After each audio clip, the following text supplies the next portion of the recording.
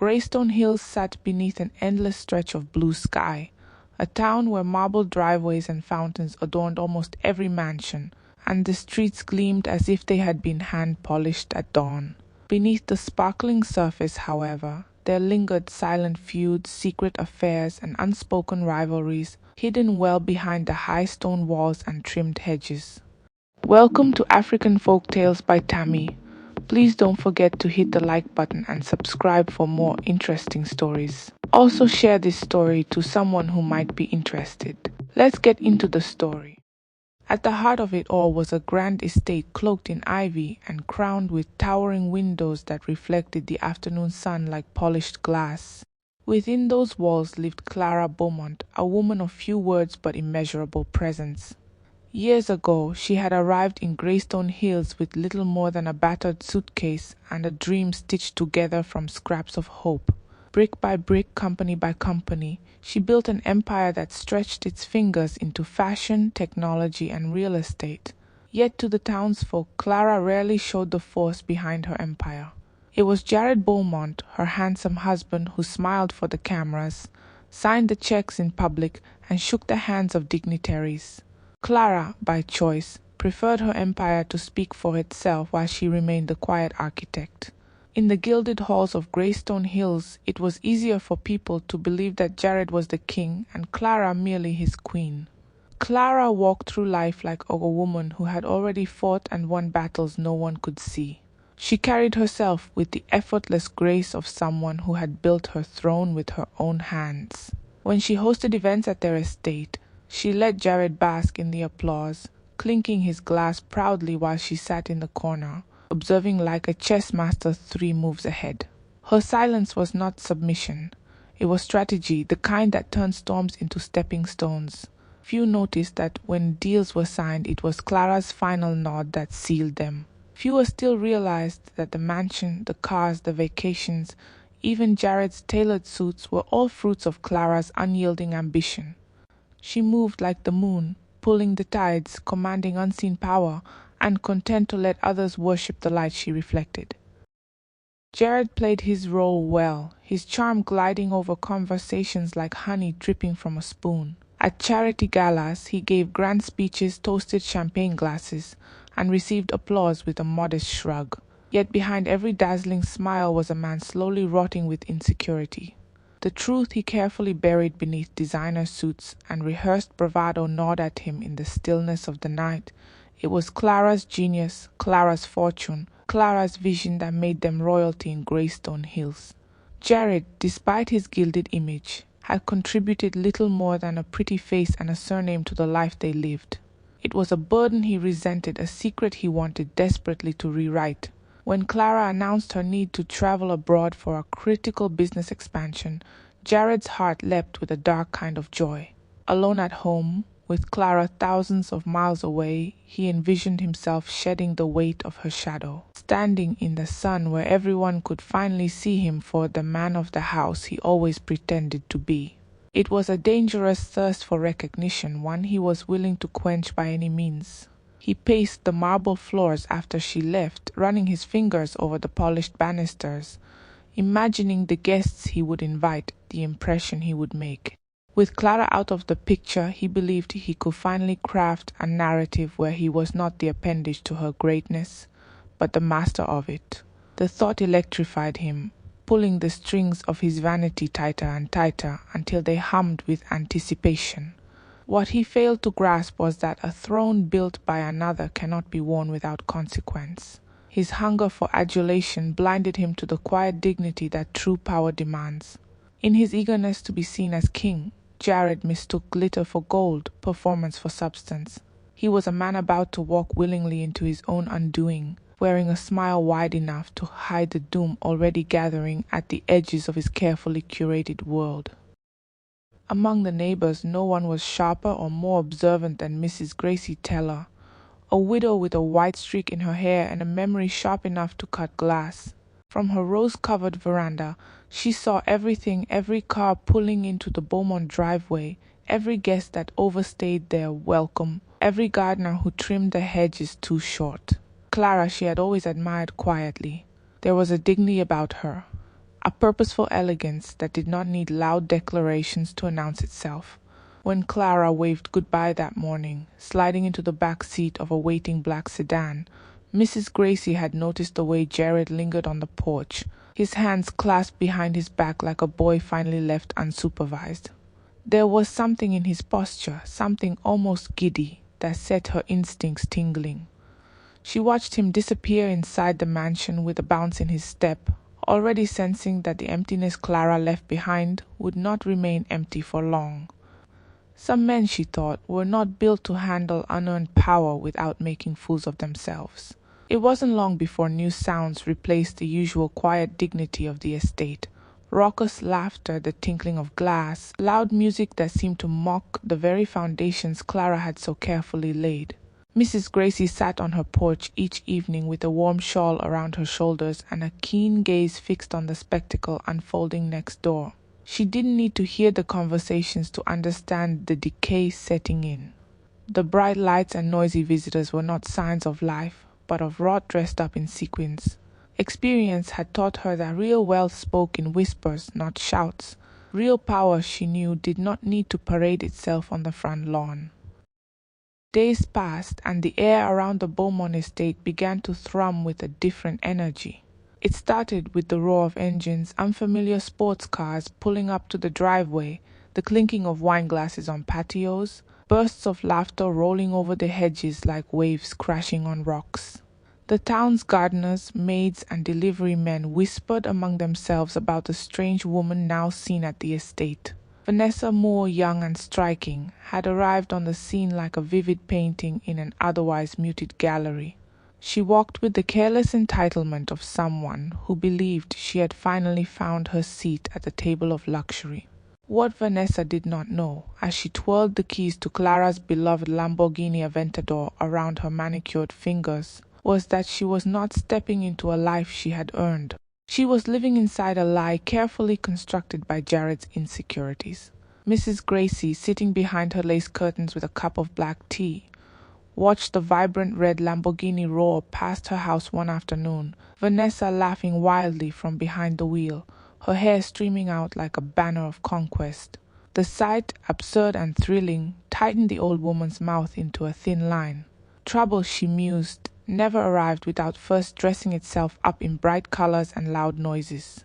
Greystone Hills would soon have a story to tell, and Mrs. Gracie, in her wisdom, knew she was watching the first chapters being written in reckless laughter, careless flaunting, and the dangerous arrogance of people who had never truly built anything of their own. Vanessa Moore had never been a woman satisfied with waiting in the wings of life. From the moment she first laid eyes on the polished floors and golden chandeliers of the Beaumont estate, something stirred deep inside her, a hunger, a thirst for a life she believed was owed to her.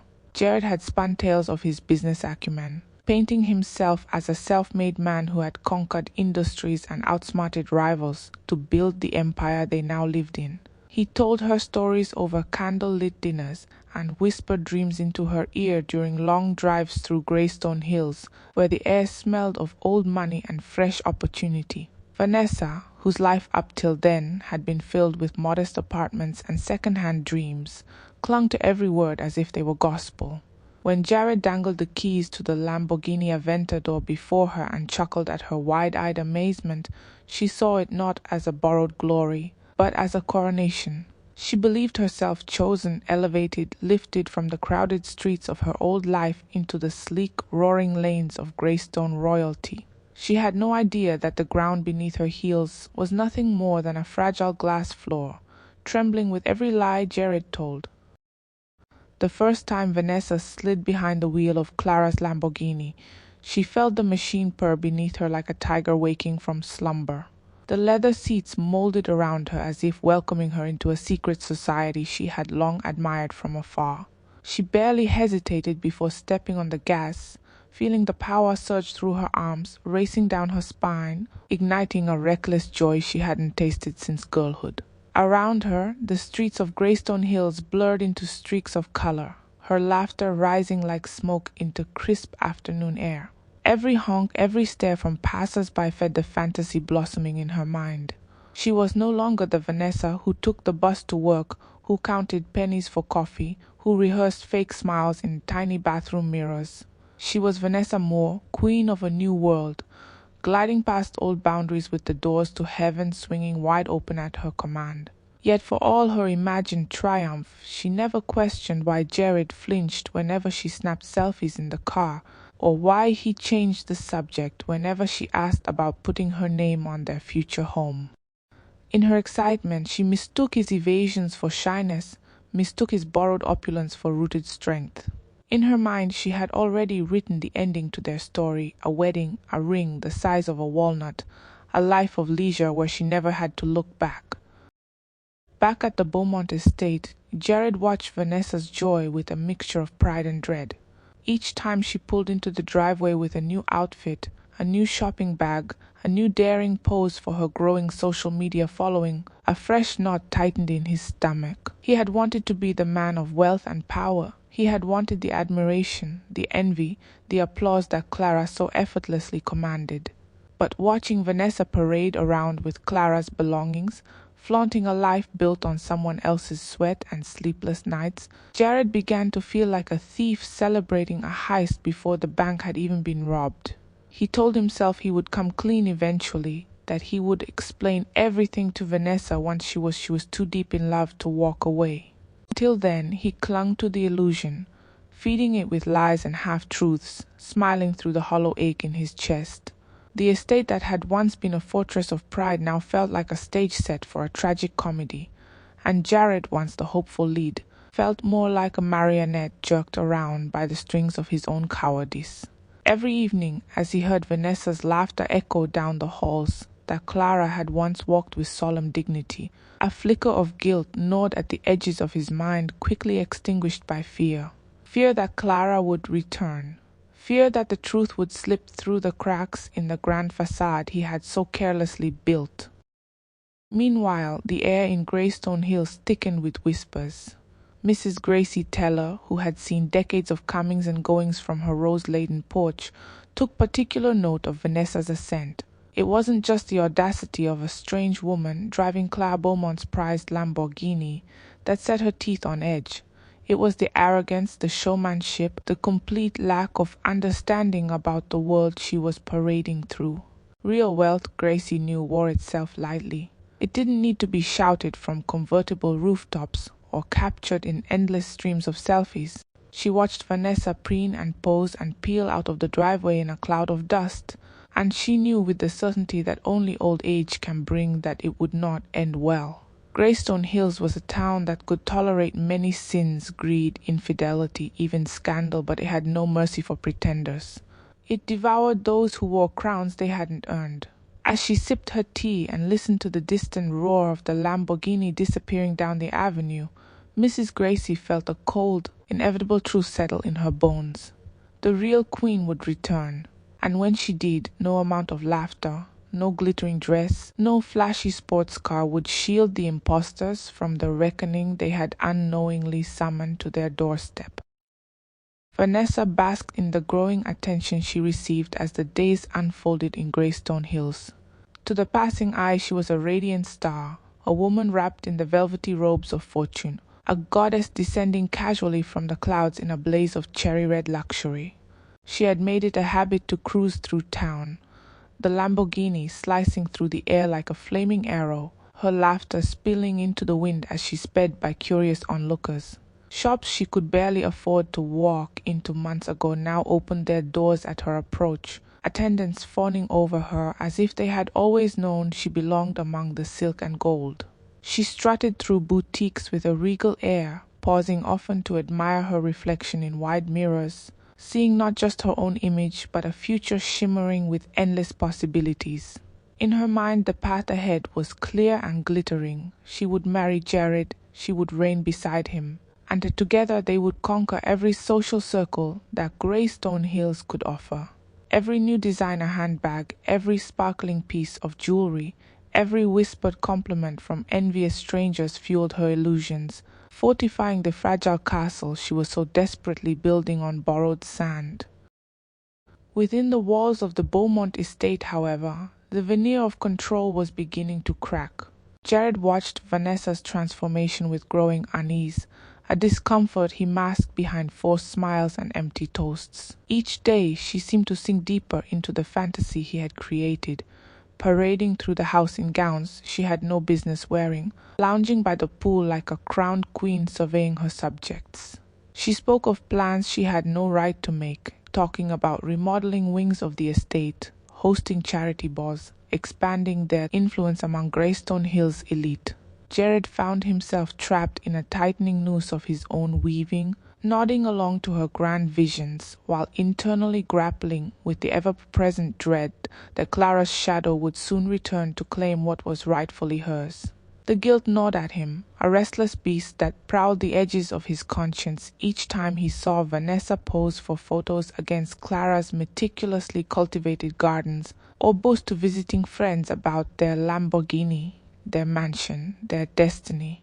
He wondered in moments of rare clarity how he had allowed his insecurities to seed such a disastrous lie, and why he still clung to the hope that somehow, if he just kept the mask on long enough, it would all become real. The more Vanessa tasted the intoxicating elixir of attention and adoration, the more brazen she became. She developed a habit of revving the Lamborghini at every intersection, ensuring all eyes turned to her.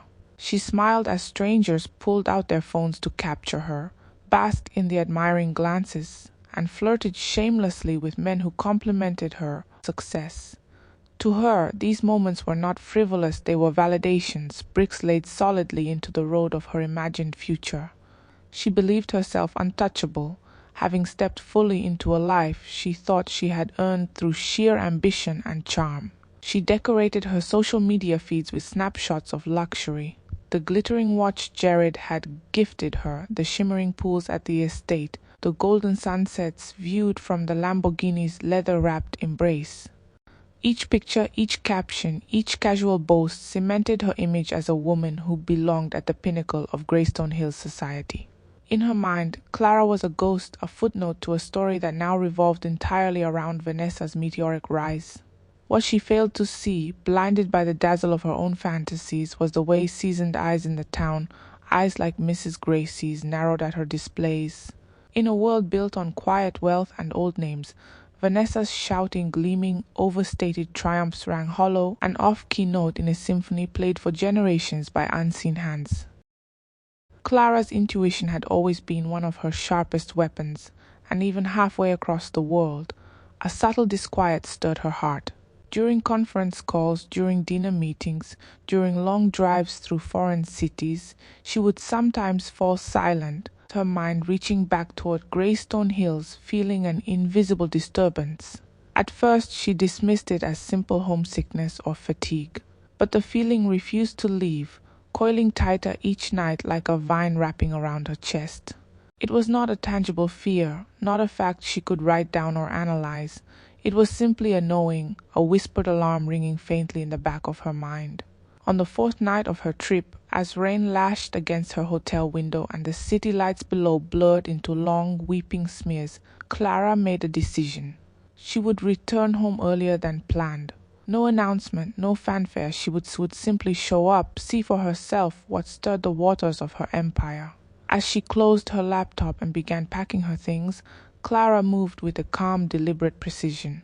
She knew without knowing that something awaited her back at the estate, something that would demand the full weight of the woman she had always been, the woman who had learned long ago that when a kingdom is threatened, it is the true queen who must rise, silently and without mercy, to defend it.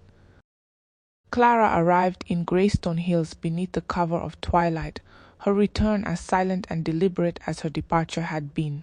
The familiar streets seemed unchanged at first glance, lined with perfectly trimmed hedges and golden lamplight spilling onto the sidewalks like melted butter.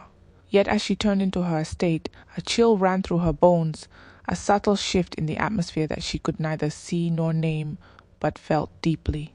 She instructed the driver to stop a few houses away, stepping out in the shadows, her heels clicking softly against the pavement as she made her way on foot toward her home. From a distance, she saw it, a gathering of cars she did not recognize cluttering the circular driveway, voices rising and falling like waves crashing against a rocky shore. Music, not the tasteful strains she was accustomed to, but loud, jarring beats pulsed into the night air, rattling the magnolia leaves. Her Lamborghini, her cherished symbol of triumph, sat prominently in the driveway, its once pristine surface dulled with dust and careless scratches. As Clara's green eyes narrowed, the weight of betrayal pressed down on her shoulders, but she stood rooted to the spot, gathering the shards of her composure like a general surveying a battlefield before the first blow was struck. She slipped through the side entrance she had once used during the early days of construction, when the estate was still more scaffolding than sanctuary. Moving like a phantom through familiar halls, she passed rooms she had curated with painstaking care, now littered with discarded glasses, crumpled napkins, and strangers laughing as if they owned the place. Her heart pounded a slow, furious rhythm against her ribs, but her steps remained measured, silent. She found a shadowed alcove near the grand staircase and observed the gathering below. Vanessa Moore was unmistakable, her laughter slicing through the air like a knife, her arm draped casually around Jared's shoulders. She wore one of Clara's gowns, a custom-made silk creation that Clara had commissioned for a charity gala, the fabric now wrinkled and stained from careless wear. But it was the sight of Vanessa perched atop the hood of the Lamborghini later that evening, drink in hand, posing for flashing cameras and squealing admirers that seared itself into Clara's memory with acid clarity. In that moment, Clara understood fully, not just the betrayal of Jared's lies, but the depth of his disrespect, the cheapness with which he had sold the empire they had built together. Yet she remained in the shadows, swallowing the volcanic anger rising within her. She would not rage, she would not scream. Her response, when it came, would be the sort that left no room for doubt, no cracks through which excuses could crawl. Retreating to the privacy of her master's suite, Clara locked the door behind her, sinking onto the edge of the bed she had once shared with Jared. The walls, which had witnessed her dreams, her struggles, her victories, now closed in around her with an oppressive silence. She let the night pass in a restless vigil, gathering her thoughts as a seamstress gathers thread before weaving a tapestry. There would be no impulsive outburst, no storming of the party downstairs. Clara knew too well that battles won with noise are often forgotten, but those won with precision are etched into history. As the first light of dawn painted the sky with bruised shades of purple and gold, Clara rose, her resolve steeled. She dressed simply but elegantly, selecting a tailored black dress that spoke of authority without the need for ornamentation. Her hair, usually styled in soft waves, was pulled back into a sleek, no-nonsense bun. She gazed at her reflection, studying the woman who stared back with calm, unflinching eyes. No tear tracks marred her cheeks, no bitterness curled her lips. Only a quiet, deadly focus remained. Clara Beaumont had returned, not as a scorned wife, but as a sovereign reclaiming her throne from pretenders who had mistaken her silence for absence and her kindness for weakness. The morning air was crisp as Clara descended the staircase, each step deliberate, each movement a declaration. The remnants of the night's debauchery lay scattered like battlefield debris, empty bottles, crumpled linen napkins, a vase tipped onto its side leaking water across the marble floor. In the great room, Jared and Vanessa lounged on the velvet sofas, bleary-eyed and laughing, oblivious to the storm descending upon them. Clara cleared her throat gently, a sound as soft as a whisper but sharper than any shout. Heads turned, conversations stuttered into silence. Vanessa blinked in confusion, her painted smile faltering as she took in Clara's unyielding posture, her icy calm. Jared's face drained of color, his body stiffening like a man who had just seen the gallows erected in the town square. Clara said nothing for a long, aching moment, letting the weight of her presence crush the frivolity that had reigned in her absence. Then, in a voice as cool and clear as winter glass, she summoned Jared and Vanessa to the formal dining room. They obeyed without a word, the clink of their footsteps against the marble floor sounding hollow and ominous. The time for pretenses had ended. Clara had not come home to argue or plead or mourn. She had come to end the charade with the ruthless efficiency of a queen defending her kingdom, and in the halls of her empire, it was her word and hers alone that would stand. The dining room, once a place of elegant dinners and strategic meetings, now felt like a courtroom suspended in time, its high ceilings trapping the heavy silence that had fallen over the trio. Clara took her seat at the head of the long mahogany table, her fingers steepled lightly beneath her chin, her expression unreadable. Jared and Vanessa shuffled in awkwardly, their earlier bravado shriveling under the force of her silent command. Clara said nothing at first, simply allowing the tension to ferment, watching them squirm like children summoned before a stern headmistress. Vanessa, still clinging to tattered remnants of confidence, tossed her hair and plastered a brittle smile across her lips, but even she could not meet Clara's eyes for long. Jared looked everywhere but at his wife, studying the ornate molding of the ceiling, the gleaming surface of the table, the polished tips of his own shoes. When Clara finally spoke, her voice was a low, even current, carrying not the wild fury of betrayal, but the sharpened steel of absolute authority.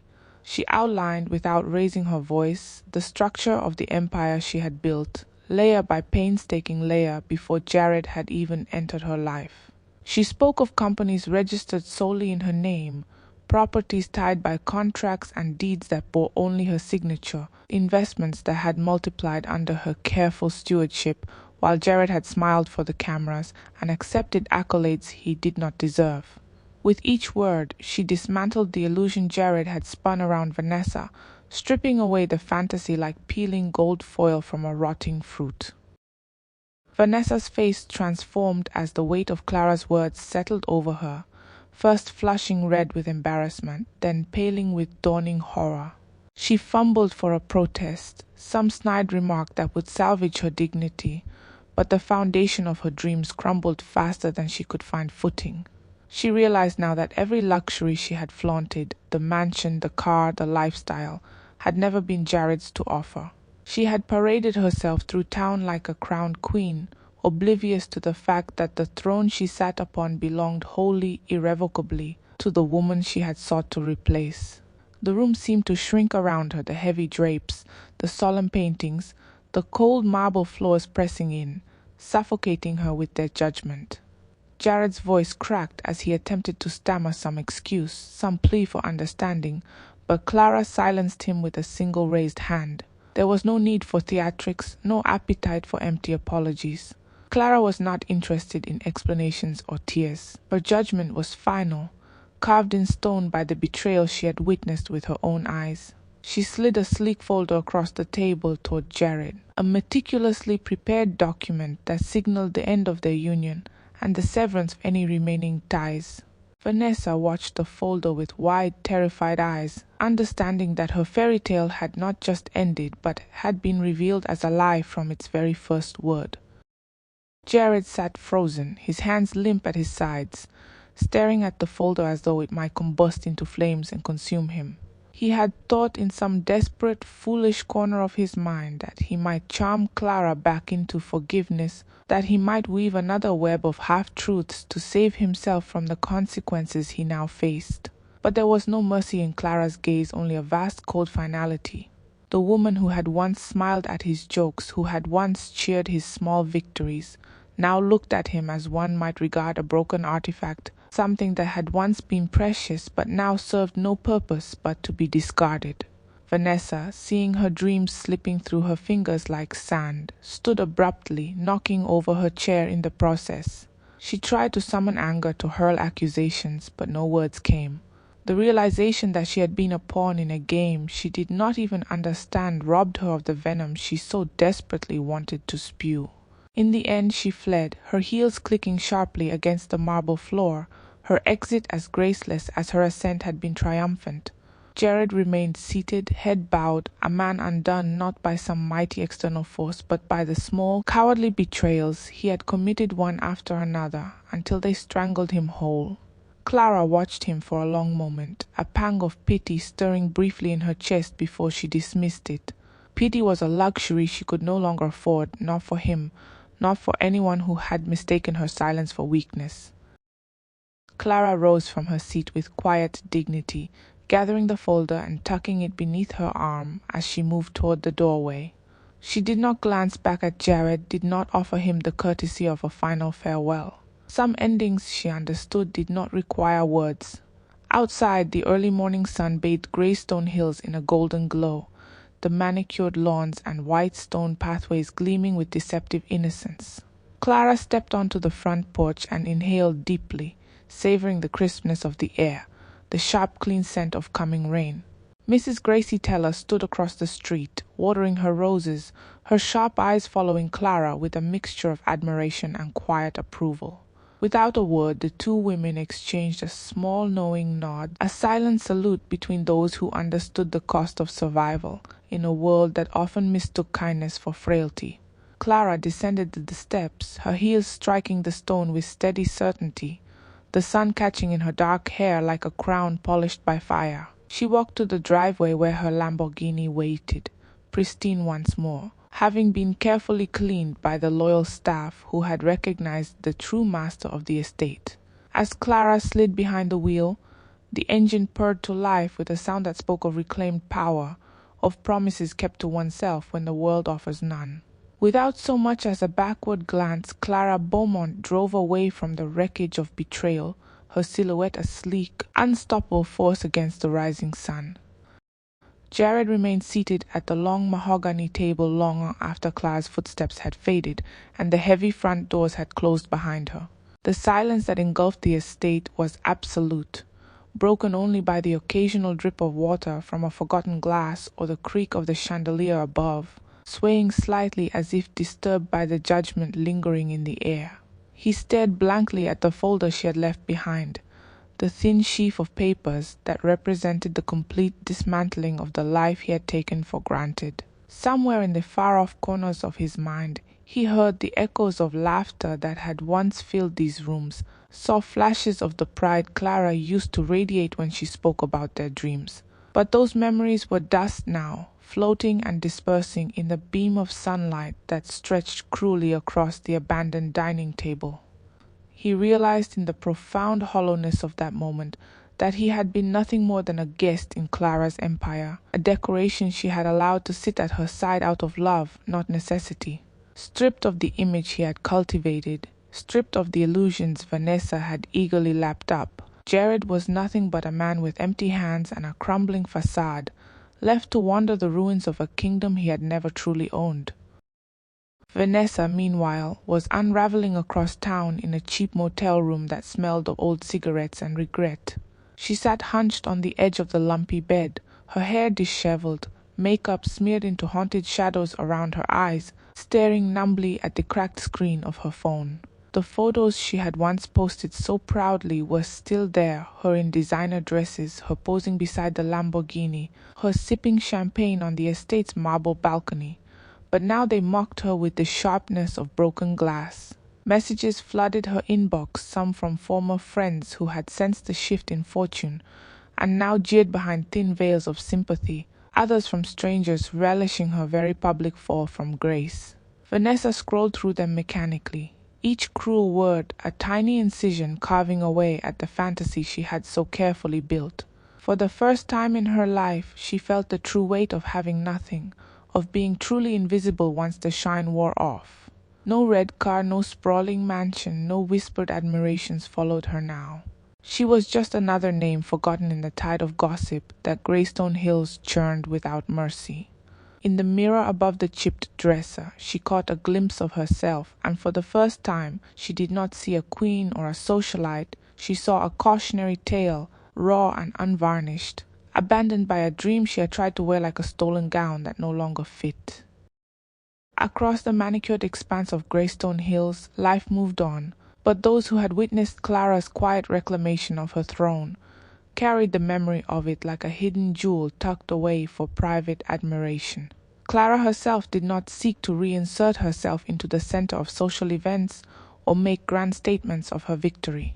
Instead, she focused her energy inward, tending to her businesses, revitalizing her home, and surrounding herself with a smaller, more loyal circle of confidants. Her Lamborghini gleamed once again in the driveway, not as a symbol to dazzle the public, but as a quiet reminder to herself of how far she had come and how fiercely she must guard what she had built. Mrs. Gracie watched from across the street with a satisfaction that needed no words, sipping her morning tea with a knowing smile. In the little pockets of conversation at book clubs and luncheons, Clara's name was spoken with a renewed reverence, not because of public scandal or petty revenge, but because of the silent, unyielding strength she displayed when it mattered most.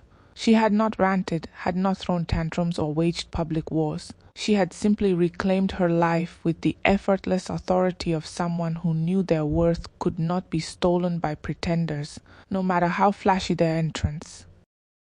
Clara often found herself taking long drives alone in the evenings, steering the Lamborghini through winding country roads that stretched out beyond the edges of Greystone Hills, where the world was quieter and the horizon unrolled like a silk ribbon before her. She did not drive to escape, she drove to remember.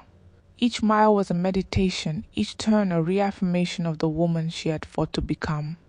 The past still lingered in the recesses of her mind, the betrayal, the humiliation, the searing anger, but they no longer weighed her down. Instead, they had been transmuted into a kind of quiet armor, invisible but impenetrable. She understood now more clearly than ever that survival was not about never being wounded. It was about knowing how to heal without letting the wound become the story. As she accelerated down the open road, the car humming with life beneath her, Clara smiled to herself, not a smile born of triumph over others, but a deeper, quieter smile of someone who had conquered the only battle that truly mattered, the one within. She had driven through the fire, through the fog of betrayal and loss, and emerged not just whole but renewed.